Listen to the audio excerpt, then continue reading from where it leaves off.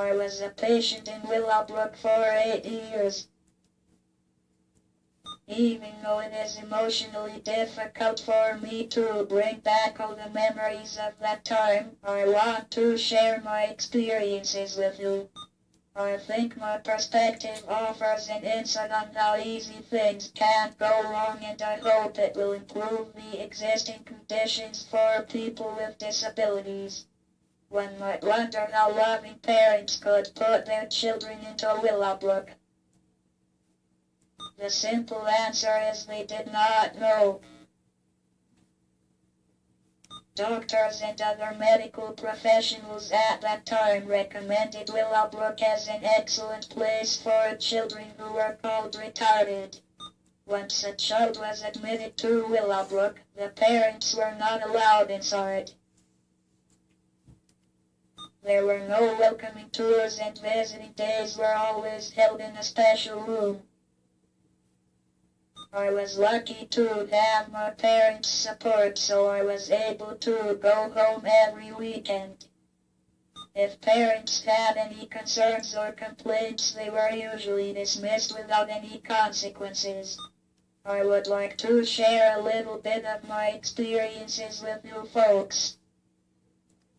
One time a nurse pulled my hair because I was sick and I wanted to go to bed. I complained to my mom and she confronted a doctor about it, but nobody listened to her. The food was always horrible. It looked like mush and tasted like garbage. I was forced to buy my own food. I used to ask one of the aides to buy me food and I would pay her. Also, I bought food for my friend because she was kind to me and she used to help me with a lot of things. Furthermore, the sanitary conditions were awful. In fact, the smell in the building was overwhelming.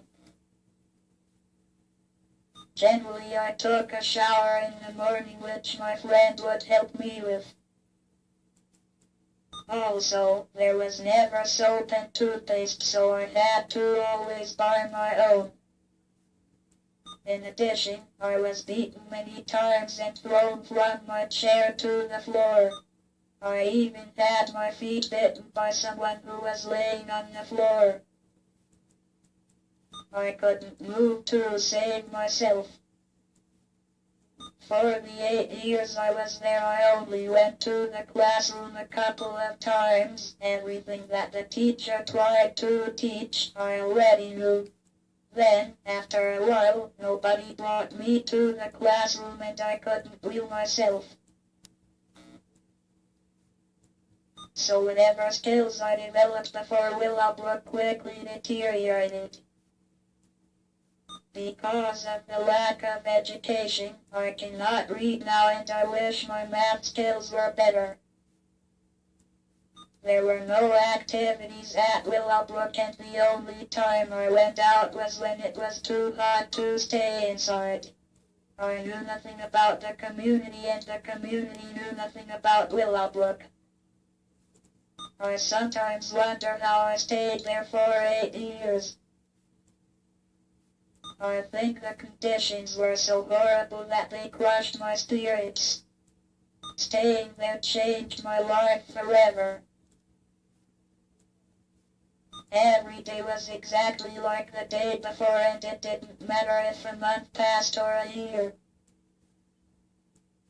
I had no dream about my future. I actually thought I would die there.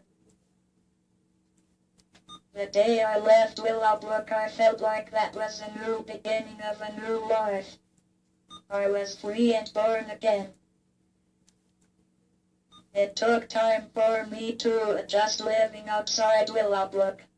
I had to learn to set goals and fight for my rights. Living in Willowbrook shaped me into the person I am today, and it also shaped the disability field. As I stated before, Willowbrook was a very traumatizing and horrible experience for me. At 21, leaving Willowbrook, I went into a nursing home. An horrible experience for me. At 21, leaving Willowbrook, I went into a nursing home. The living conditions there were a lot better.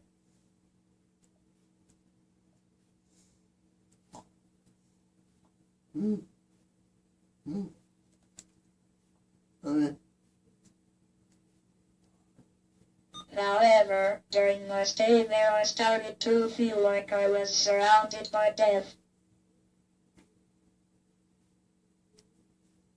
Many of the people living there were elderly people, and they were sick and dying. There weren't too many young people in the nursing home, but the younger people that were there seemed to be dying as well. I knew I didn't want to live like this for the rest of my life, so I decided to have a conversation with the case manager about the Belsky house because I knew they were in the process of building that complex. So my caseworker did all the paperwork for me, they called me, and then I moved in. Even though people thought I wouldn't be as independent as I am nowadays, boy how I shocked a lot of people, including myself and my mother. She never wanted me to move and be on my own. I know she had faith in me and didn't doubt me, but just wanted what was best for me at that particular time. However, I was still determined to be independent and a part of my community and have the same rights just like anyone else. I knew living on my own was not going to be easy, but I did have help from different aides. One would come in the morning and then another would come in the night. Living at the Belsky house was the start of my independence. Moving here is when I received my motorized wheelchair, which helped me move independently. Even though I can't really use my hands anymore, now I have switches in my headrest so I can come and go when I want. In addition, I found my first love, Danny, here. I always watched him, but we never met.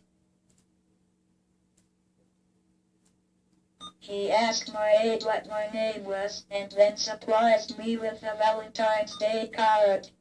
We dated for 3 years, then got married when I was in my 40s. I was married to him for 10 years. He was a very special person. He loved me, and I loved him. In addition to living on my own and being married, I had the opportunity to be employed and to make money besides collecting my SSI checks every month. I was the social media assistant at JobPad. I handled their newsletters, Facebook, Twitter, and other social media outlets. Also, I work with the Self-Advocacy Association of New York State, or SANYS. SANYS is a non-profit organization and I'm in my 4th year. I'm still going to keep looking for paid opportunities. One new step I decided to take was going to one of the workforce offices to look for employment.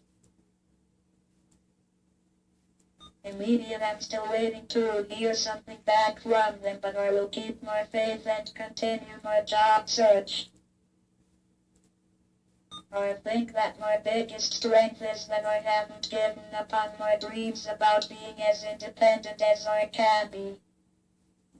Despite my early experiences at Willowbrook, I will continue to fight and never give up.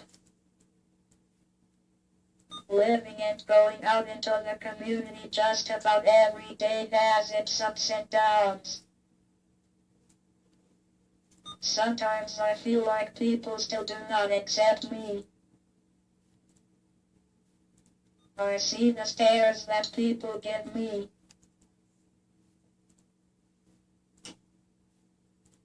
Instead of individuals coming up to talk directly to me, they talk to my aide or whoever I'm with about me as if I don't exist. That makes me feel so disrespected. However, I do not let that stop me or bother me for too long because there is a lot of good that comes from living and going out into the community. There are plenty of people that come up to me, talk to me, ask me how I'm doing, give me hugs and sometimes kisses. Furthermore, the best part of being out in the community is networking and meeting so many different people. What I mean by networking is building relationships with others, meeting new people, or learning from the people you already know. Never be afraid to put yourself out in the world. Never feel intimidated. There is always someone who has your back. I'm grateful to have had many wonderful people who have supported me along my way. I want everyone to know that I am a hard worker and continue to advocate for myself and all of you. I hope you all learned something from my experiences. I hope you all learned something from my experiences. My arm's so tired. Perfect. All right. We got that. All right.